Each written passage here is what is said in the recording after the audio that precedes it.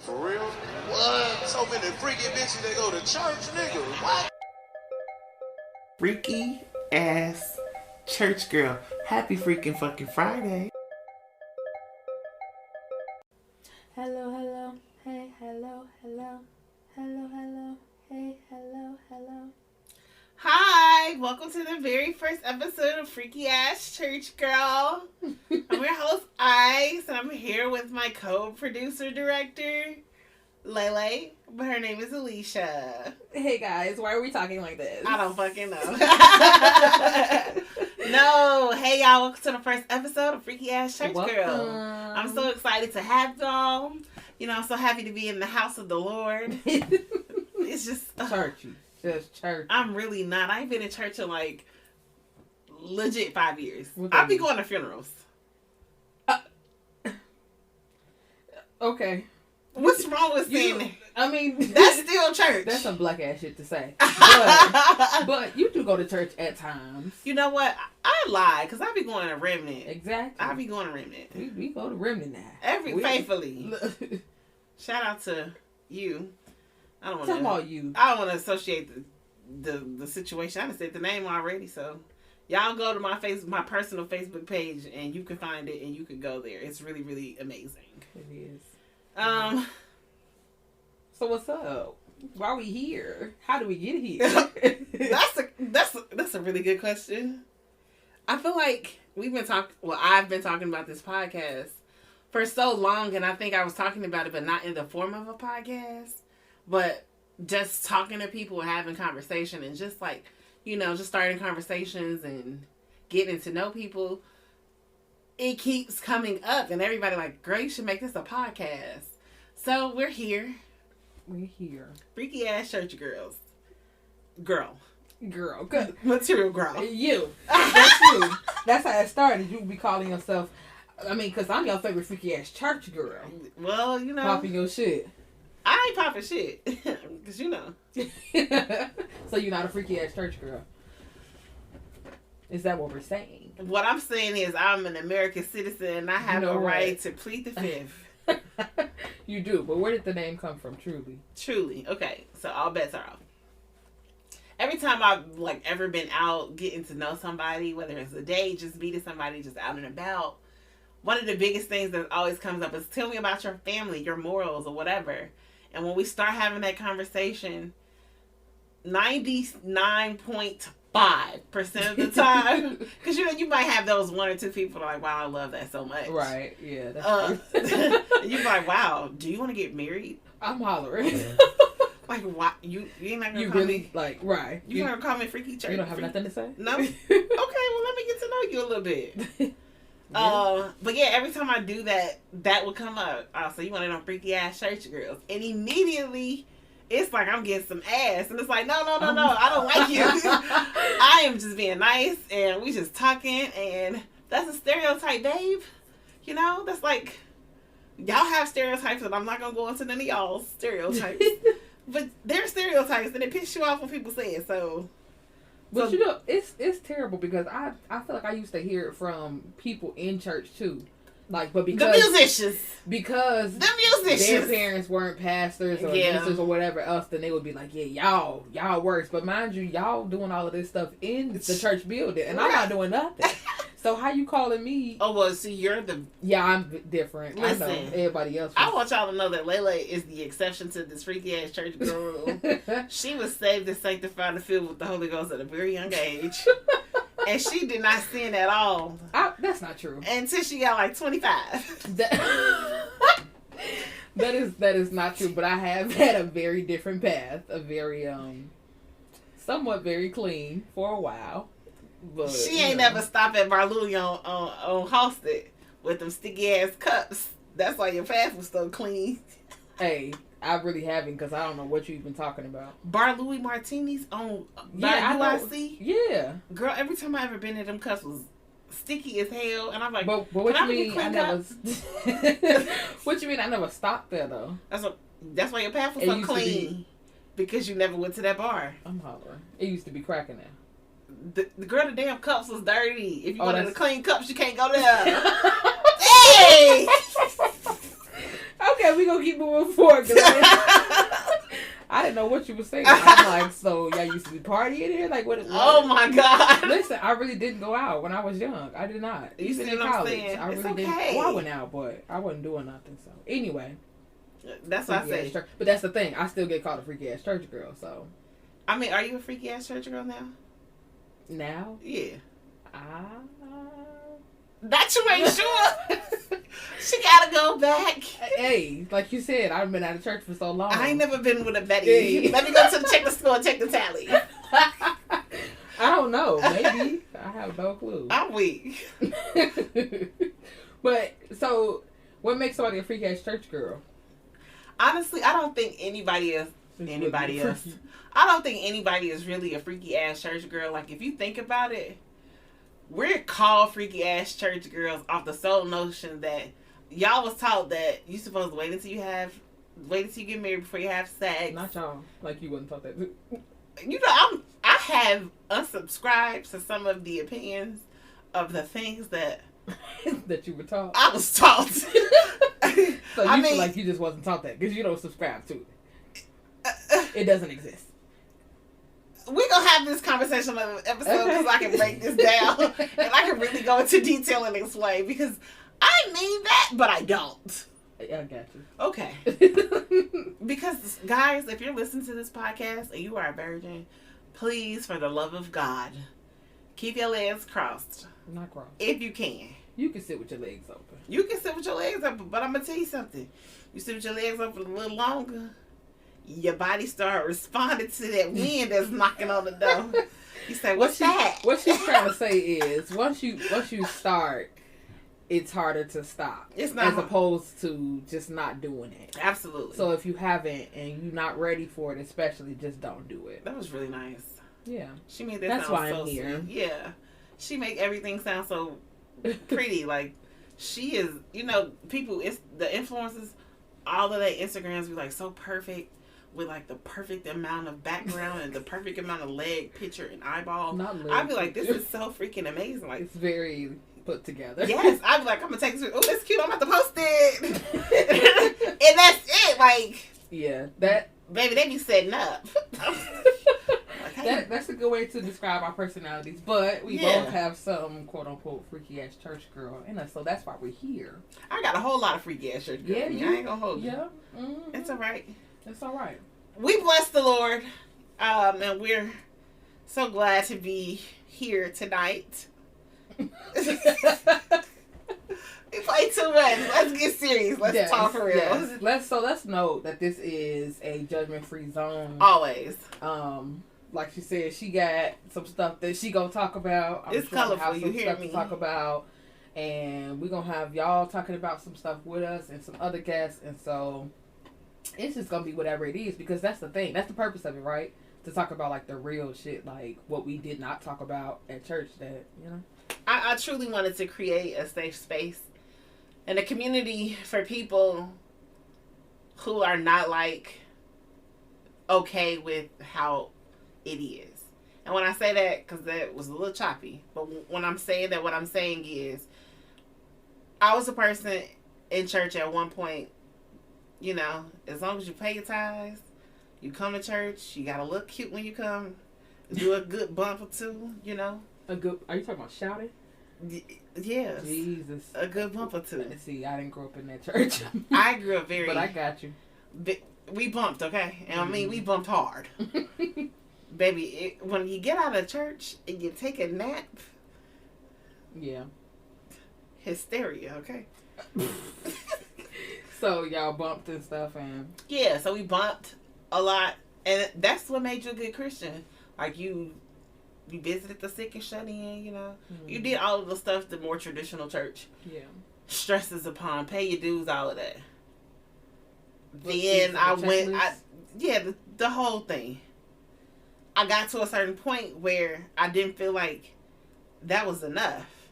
Life started kicking my ass, going back high school, college, my first real heartbreak. I was desperate. You hear me? Like, you know, I was like, God won't put more on me than I can bear. Like, heartbroken. And I'm like, it got to be something more because I'm like, I'm going to go to church and I want to make, I want to be intentional about my time here. And something was just missing for me. And I realized what was missing for me was relationship. I was doing everything that I was supposed to do, not because I had an authentic relationship with God. It was more so because that was what I was taught / trained to do. So I went on this crazy journey, not just in life and in sexuality, because, baby, I did some things. That. Okay. I did some things. So freaky ass church girl resonates with me, okay? It resonates. But this is for people who it resonated with before they understood what relationship was. And you like, damn, y'all telling me all of this stuff that I can't do and that I'm not supposed to do. But I done it already. done it all. Done it all, baby. I done it already. So now, like, what am I supposed to do? So I got so far in my relationship that I was not, but I still had that very religious mindset that, if you don't do what you're supposed to do, you're going to go to hell. So that was still in the back of my head. This is what these people told me that I shouldn't do and I'm not supposed to do, but I done it. Child, at the time, I was living with my boyfriend at the time. When I really got real deep in, I started being intentional about my time, but I was also like, oh, I need to be a good wife. I went to this church and this man preaching about what a good wife is. And I'm like, wow, I never heard this stuff. This is so charismatic. The words sound good. I'm like, yes, teach us tonight. And I got so far and then I was like, I done did this before, but also I love God and I'm literally celibate. I think I was celibate for like 3 years. You shouldn't say 2-3 years because I feel like a year and 2-3 years is a major difference in celibacy. But we gonna stick to 2-3 years. Somewhere between 2 and 3. Somewhere between there. Yeah. That was we gonna talk about that on another episode. Okay, we'll get deep into it. Yeah, later. Child. Yeah, I didn't know what to do, and I felt like I started asking questions, but the questions that I had sometimes could be a little too complex for people. It was like, that's just a spirit. You struggle with lust or whatever, or somebody literally told me like, what'd she say? I don't know. What'd she say? I'm not saying like, I know what people say to me. You cute. You in here like Queen who? Oh, Nefertiti, I think. No, I don't know. Afro. Oh, Aphrodite. Aphrodite. Yeah, that's the one. And I'm like, what is this lady talking about? But when she said it, I'm like, what? When I looked it up, it was like, child.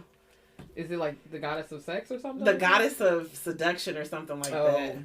Yeah. I don't believe in I believe there's one God, okay? I don't know. I don't subscribe to all of those gods. But when that person said that to me, I was like, all I'm doing is showing up. So it was little comments like that, little experiences like that. Like, I'm like, I've reached a level of Christian or being saved or whatever. And I just don't think that I've plateaued. I've climbed. I can't go no further because I done did what I'm not supposed to do. So I don't know what to do at this point. And I think that if I would have had a space to really talk about it and to really like understand grace, and not just giving grace and extending grace, but also having grace for myself through my process and through my journey, and knowing that it's okay to be human, because that's what I am. I'm human and I have urges. And as much as people try to beat in your head, it's a demon of this and it's a demon of that. It's my physical makeup. I am a woman. Like natural. It's a natural thing. It's supposed to happen. It was so bad at one point. I was literally praying in my prayer time. I was really asking God to take the feeling away from me, and not just the feeling of sex, but like I didn't want to have anything that was gonna make me feel good, because I felt like everything that felt good was bad. Right. That's what happens when you're taught what not to do, as opposed to like, this is how you manage, this is how you move through life. I wish I would have discovered that a long time ago. I did not get to do that. I think I stated earlier that I hadn't been in church in maybe 4 or 5 years, and some people would say, you know, you a heathen or you didn't got away from God. I honestly feel closer to God now than I ever have before, because I can see the beauty in my decision making. Mm-hmm. I can see the beauty in some of the mistakes that I made, and God literally kept me. Like, there's so many different facets. You actually experienced more of the relationship. I did. Like, it feels like an actual relationship. Yeah. Like, it's not always Instagrammable. Sometimes it's like, I really don't want to talk to you. And they don't talk about that in church. You're going to have some days when you're not going to want to be in relationship with God. That happens. It's real. Yeah. So I feel like I want to create this space for us to talk about all of that.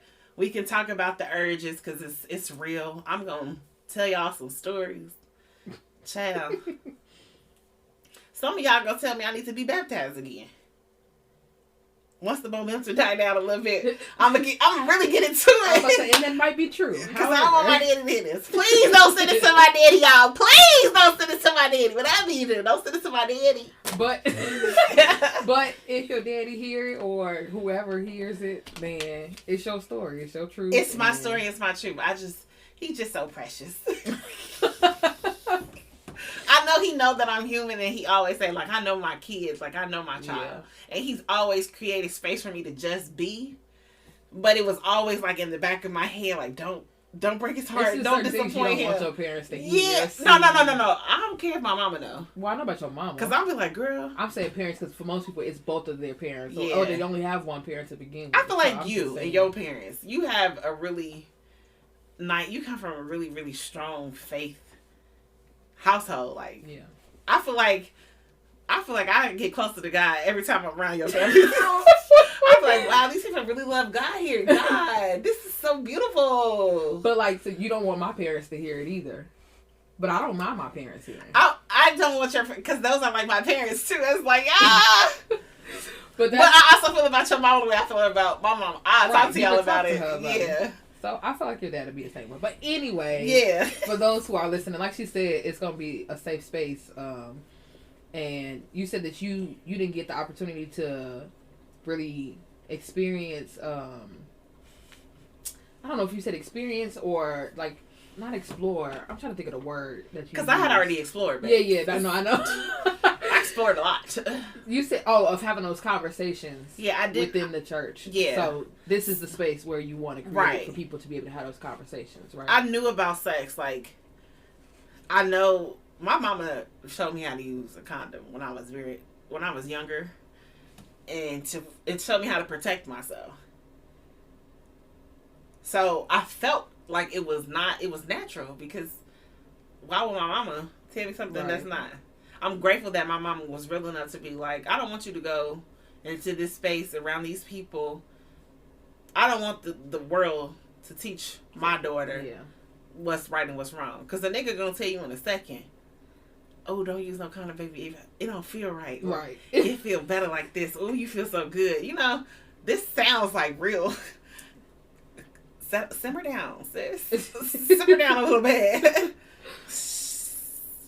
Yeah, like, you don't want to. I didn't have the space, though. Like, we talked about it, but we never really, like, got real deep into, like, the things that you experience after. Like, they would say don't have sex because you're not supposed to, but, like, why not? Mm-hmm. How the hell I get here if y'all somebody was having sex? There's a lot of people on this earth. Yeah. And I was very rebellious, so. Can I tell you why I think this podcast is? I think this podcast is for people who are like me. Okay? Okay, tell me about you. Not it made you weak. Because the story I'm about to tell you. Okay. It's like, now that I'm, way older, of course, then it's like, it's hilarious. But I was truly like so, not that I was lost, but this was not a conversation I would have with somebody else. So there was a point where, like, after the fact that I started having sex or whatever, I was with two friends, and I knew that they was. Girl, I thought you was gonna say I was with two people. We was. No. I'm gonna say, yeah, we finna get right to it. No, I'm not hopping in there. So I was with two friends, and I knew that they were very experienced, sexually or whatever. And so normally I wouldn't even have conversations with people like that. In that space, I was more. You wouldn't have conversations with people about sex and sexuality, or you wouldn't have. No, I would always have conversations about sex and sexuality. Okay. But in most cases, when I was having those conversations, it was me teaching people something. Okay, gotcha. So I was very much the teacher, like at that time of my life. But there were certain things that I just never talked to people about, and so there was this one. Wait, pause. Go back. So you was the teacher because you were showing everybody what to do. I wasn't showing them. Okay, anything. you just the anatomy. We would just, I like what do you call it? I was about to say jump scare, not jump scares. I like surprise, like have shock factor. Okay. I like shock factor. So you've been around me and my parents. Like I'll ask my mom a random question that I know it's gonna make her like, oh my gosh. I love those type of conversations, especially with older people. So I used to do that to the people. She be trying to kill old people. Okay. I do not. I love. She be trying to stress people out. She'll ask them a question that's what. Ooh, no! Listen, I love that so much because it's just, I don't know, it's just fun. But also, I do really want to know. You're a serial killer. I do really usually want to know, like, their actual thought process or, like, if they've experienced whatever. So, anyway, there was one day I was with these two friends, and I was like, I asked them, I said, when you're horny and you have a flashback to like a sexual moment, for those who don't know what a flashback is, if you don't, I don't know. But anyway, when you have a flashback, some of these people, they say sex past. That's why I said some people might not know. They never even seen their own private part. We gonna talk about that. You have a flashback and there's this feeling of like your stomach dropping, and so I asked them like, do that happen to y'all? Hold on, wait, pause. You was experiencing this. How old was you? I was in college. Okay, because I was gonna say, damn. No, I was. Not you was getting like that. I was in college, but that's what I'm saying. Like, I had been doing this for a little time, not a whole long time, but still, like, long enough to have these conversations. But I never had the conversation with people, with anybody really. My parents didn't have the talk with us or anything of the sort. So that was like a thing that I was like asking them, and my mom had to tell you how to suck dick. Not at all. I feel like all mama should. That's another story. I really feel like no, thank you. We need to talk about this kind of stuff. You. We need to educate people. But listen, I was saying that to say that when I asked that question, like I felt really stupid because I'm like, I'm grown, one. Yeah. But then two, like this is a really small thing that like I should know. Other people experience this, but because I don't talk about this with people, then now I'm asking this, and it was more so their reaction. It make you feel weird or strange, like why am I? No, it was more so. It was more so their reaction that made me feel kind of like stupid and embarrassed because they're like, "Girl, yeah, like what do you mean? That's what happens when you like." That was their reaction, which is why I'm be asking motherfucking shit because you're doing too much. But sorry for all the cussing. But there are people who have those questions that are that small or to the point of like, how do you even clean yourself properly after sex, like all of that type of stuff. But they don't want to ask because they don't want to be embarrassed or. They don't know need to be a sex doula. Coming soon to a life near you. But yeah, so that's why I think that's what the show is for. Yeah. And I'm excited to have those conversations with people and for you to have those conversations with people. Yeah. I also wanted to do this so that I don't have any kids. No, none.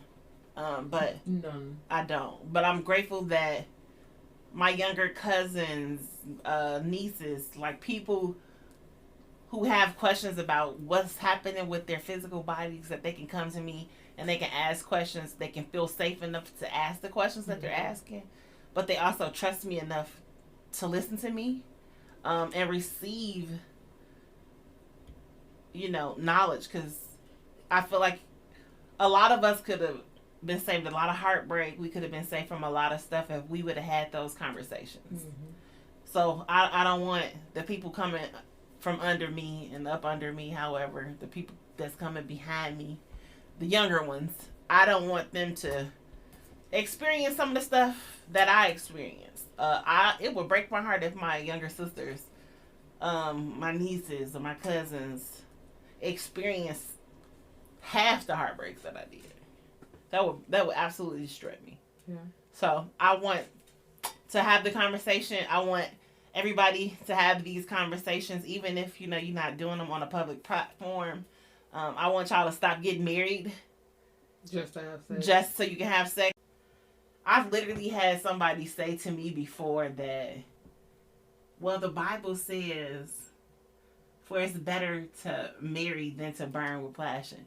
And I've never understood that, because then you are entered into a situation where now you're married.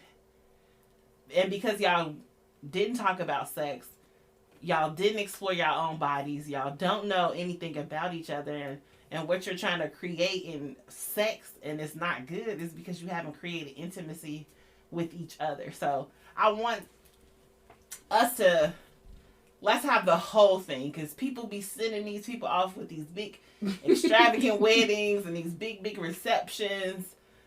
They never had sex before, and you didn't have to spend all of this money to be disappointed. I want better for us, you know? Yeah. It's 2022. I want better for us. I want us all to experience the love of God. And if you experience the love of God, I also want you to experience, you know, a good orgasm if that's what you're choosing to do. And I don't want you to feel like you're going to go to hell or God don't love you. Well, you might go to hell. But I don't want you to think that it depends on what your philosophy is and what you believe.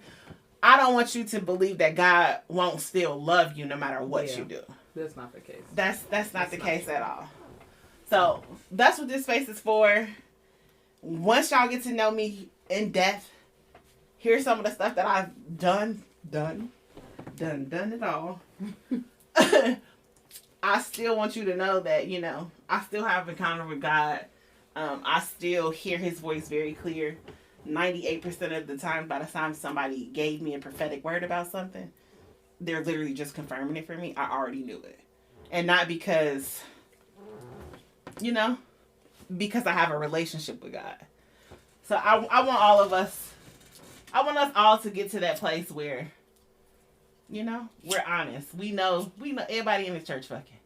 Everybody fucking, okay? It's 2022. We've been through this pandemic. You niggas been touched. Okay. So with that being said, get me out of here. I want to welcome you all to this space where you can be freaky and be free as much as you like. And I'm excited for what's to come. I think this is going to be a very fun ride. I feel like this is going to bring a lot of healing for people. I feel like it's also going to bring a lot of healing for me. Being able to share my experiences. And even if, you know, people don't have these conversations with other people, just know you're not by yourself, you know? So y'all, thank y'all for tuning in to this very first episode. Thank you for being here. Thank you for being open to being free and to being freaky, if you please. Y'all go follow, like, subscribe, click, share. Follow it. Freaky Ass Church Girl is the name of the podcast. But for the social media, it's Freaky Church Girl. You know, a little country, a little ghetto, a little west side, a little Mississippi, a little booty twerk. If you were here, you would know I just did the little booty twerk. Love y'all.